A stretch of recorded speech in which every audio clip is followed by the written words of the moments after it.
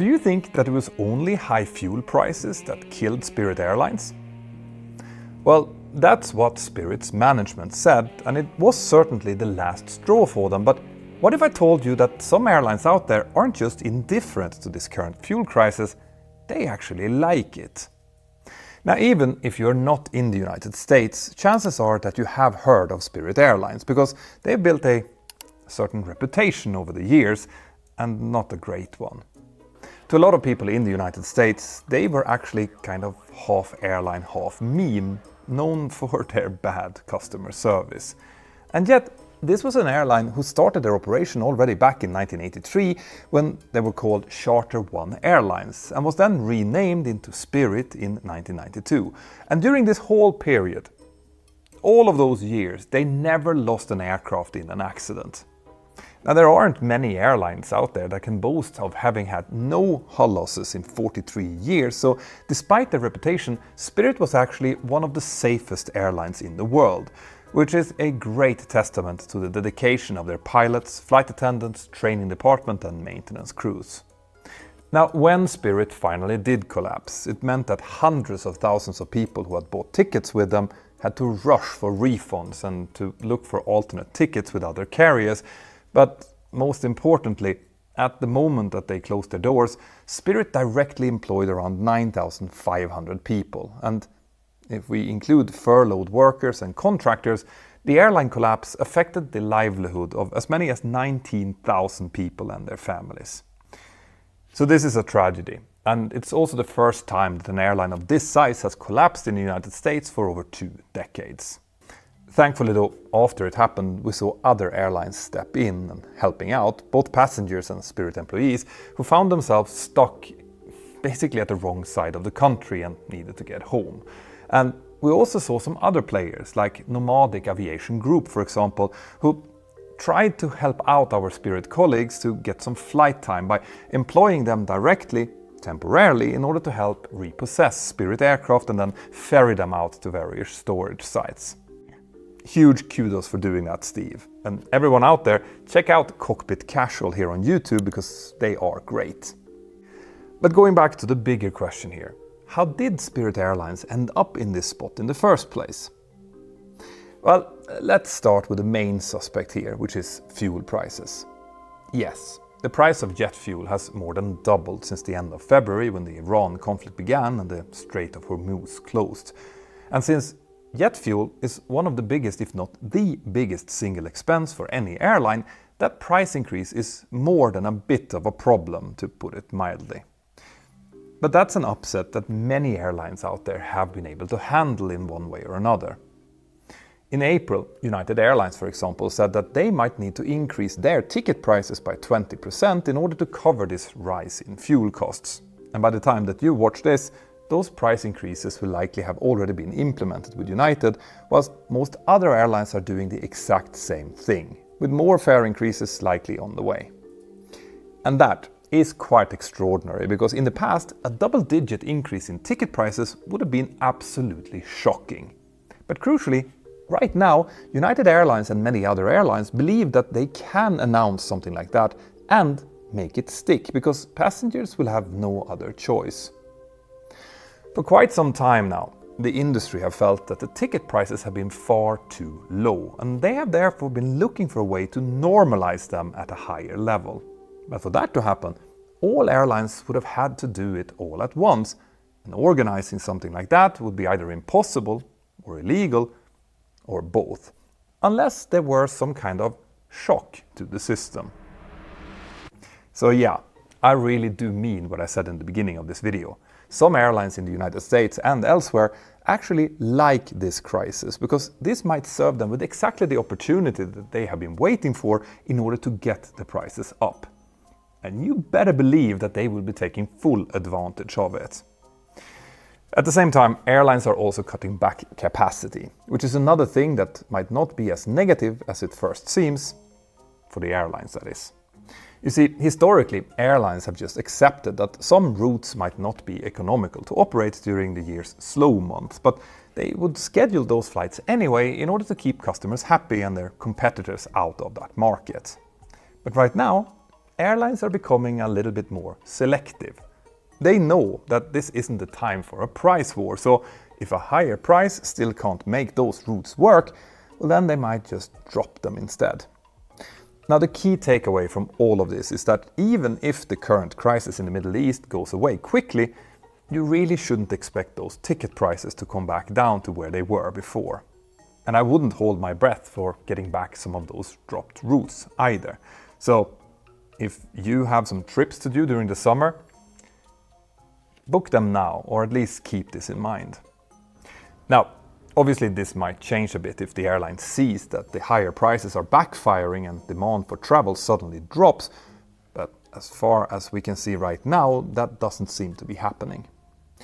Now going back to Spirit Airlines, if higher fuel prices just forced everyone to hike their prices, then why didn't Spirit do the same?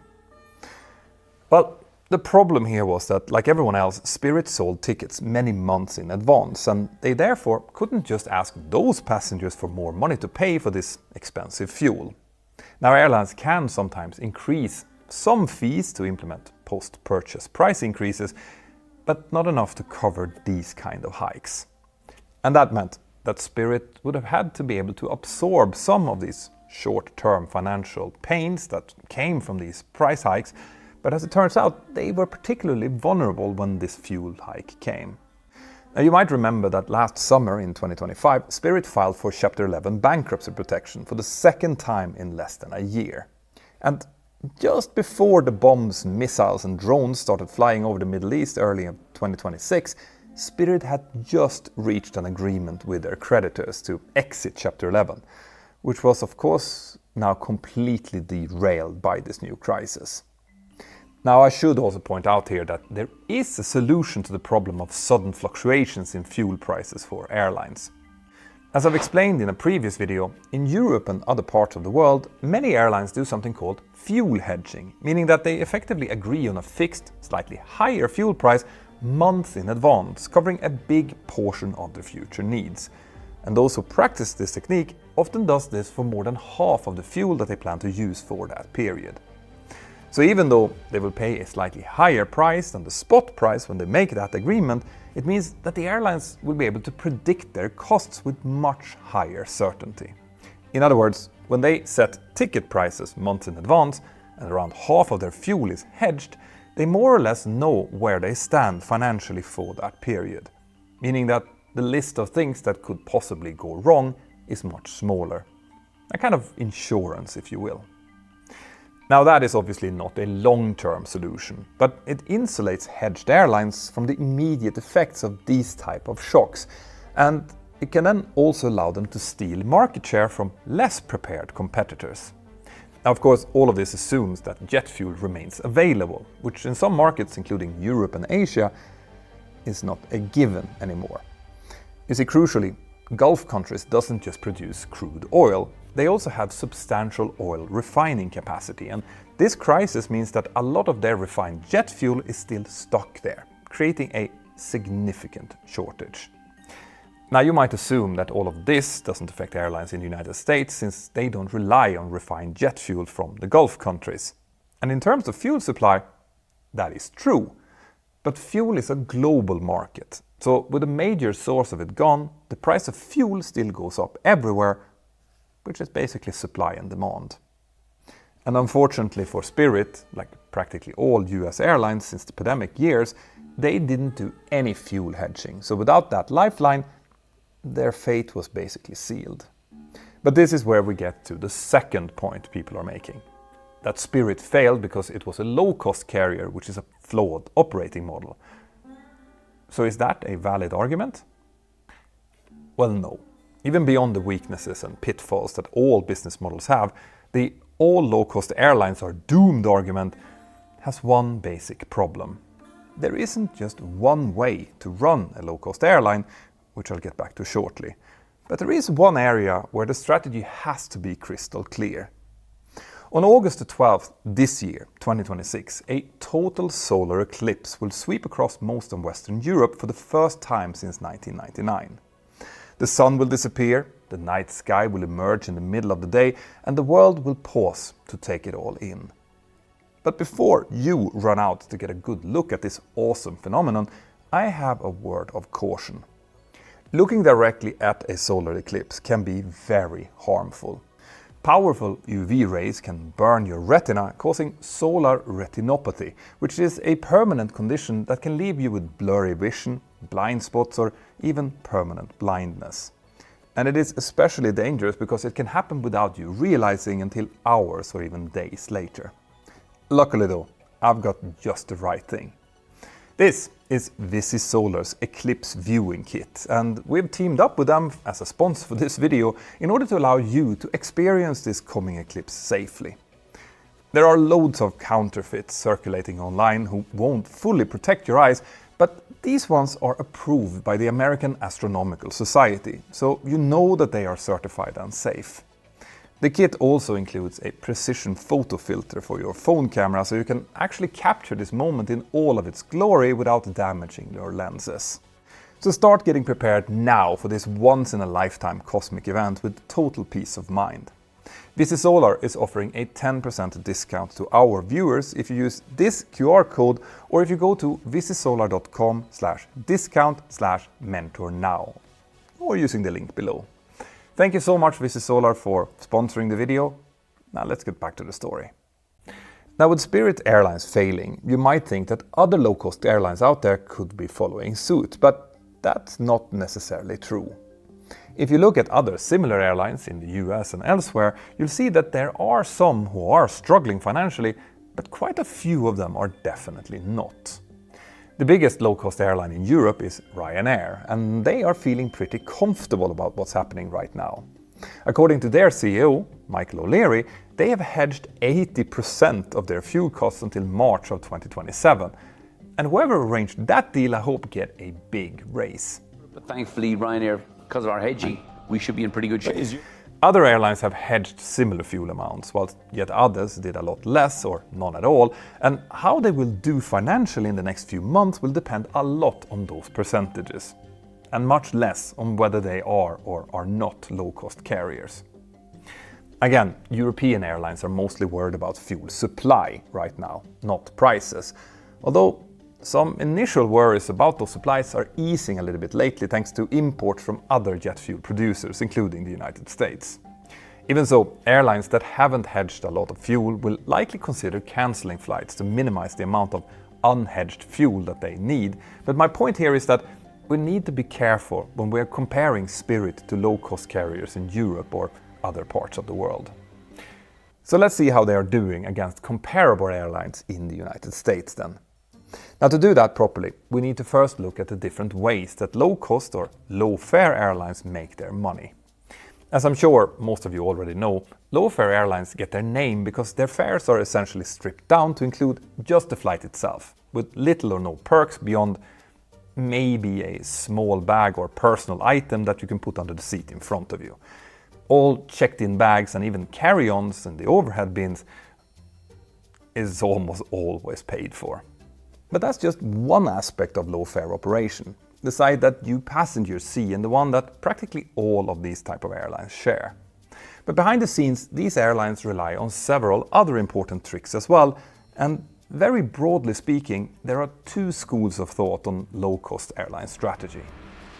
One way to do it is to have a fleet of aircraft that are as efficient as possible, and then to use those as frequently as they possibly can. Now, aircraft don't make money when they sit on the ground, so these airlines aim for very quick turnarounds between flights. And again, Ryanair is a very successful example of this. But then, having efficient aircraft generally also means that you need to have new aircraft, who are expensive to lease or to finance. So again, high aircraft utilization is generally key in this model. And this, by the way, was also how Spirit Airlines operated in recent years, and it tends to be the most popular way to do things. But the thing that you need to remember with this model is that it depends very heavily on the airline's ability to fill up all of their seats for all of their flights. Quick turnarounds won't help if the flights lose money due to a lack of passengers. It will only make the problems bigger. But I'll get back to that. The other low-fare business model is the one that airlines like Allegiant use. to slowly acquire a fleet of used, slightly older and less efficient jets, which are then very cheap to lease or just to buy outright.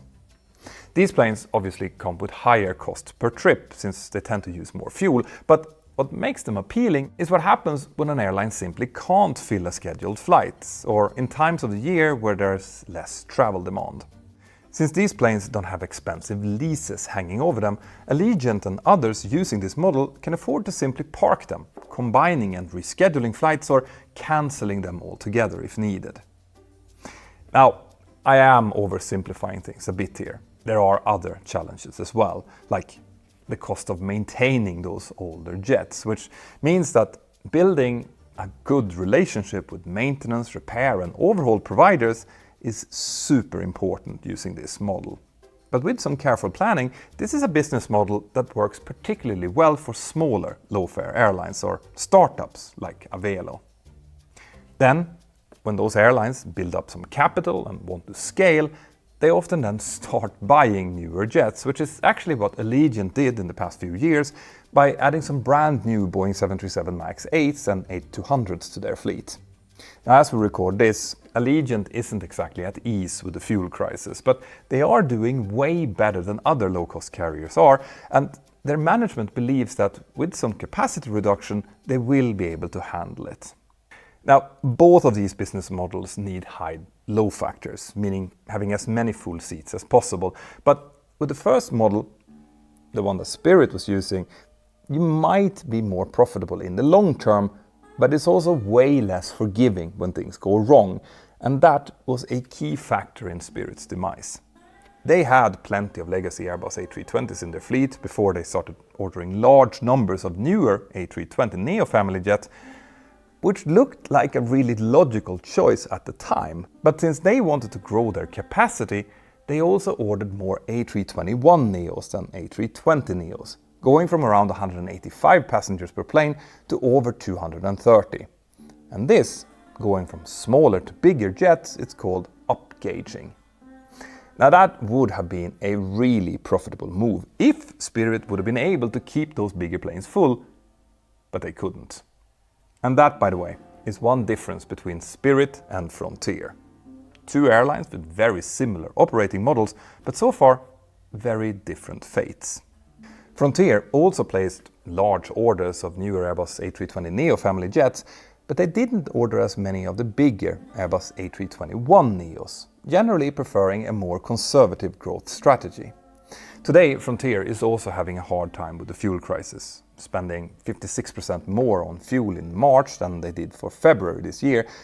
The average fuel price increase they saw between those 2 months was 48%, and they had hoped to recover 35 to 45% of that by increasing their fares and adjusting their networks. But then the fuel prices went even higher. Now, I know that an airline body representing Frontier, Allegiant, Avelo, Sun Country, and before they went under also Spirit, asked the US government for relief due to the fuel crisis, which was then ultimately refused. So obviously, all of these airlines are feeling the pressure, even if they believe that they can cope with it, at least for the time being. But what can these airlines do then?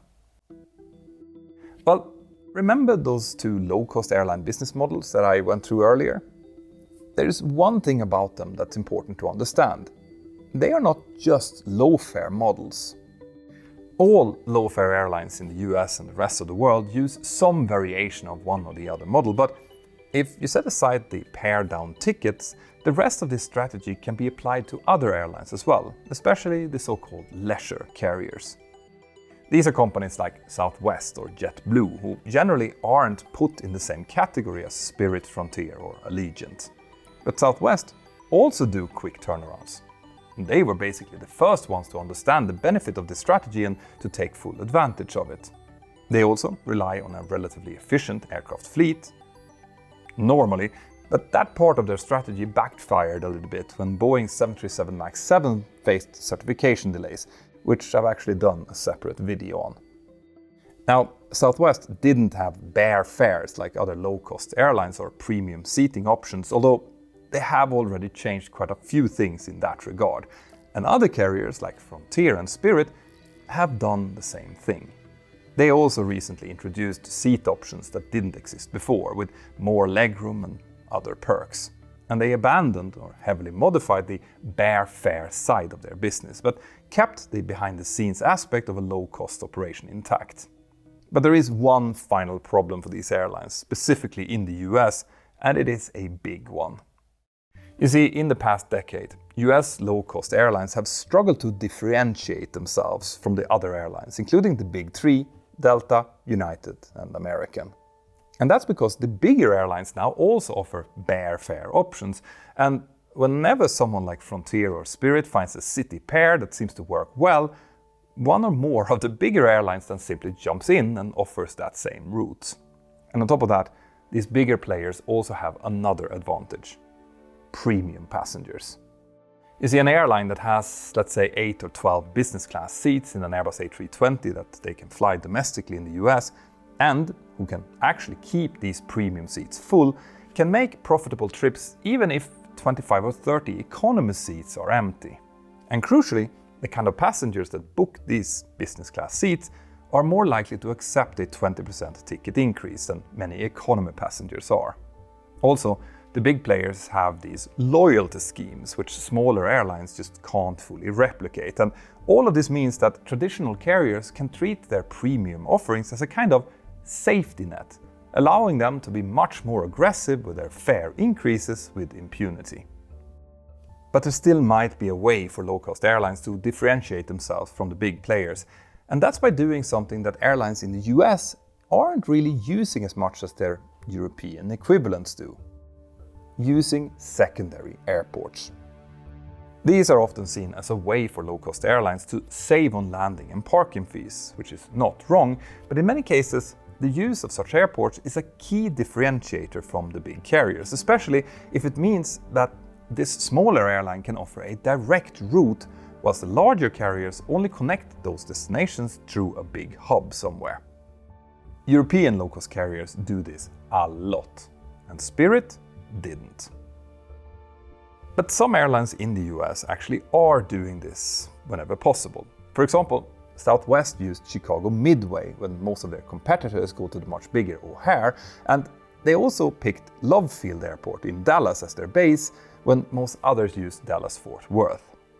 Newer US leisure carriers like Breeze and Avelo carefully picked small airports as bases and then connected them to other small and mid-sized airports directly, which means that even if they sell tickets at the same price as Delta, American or United do, they can offer the appeal of a direct flight without worries about missed connections.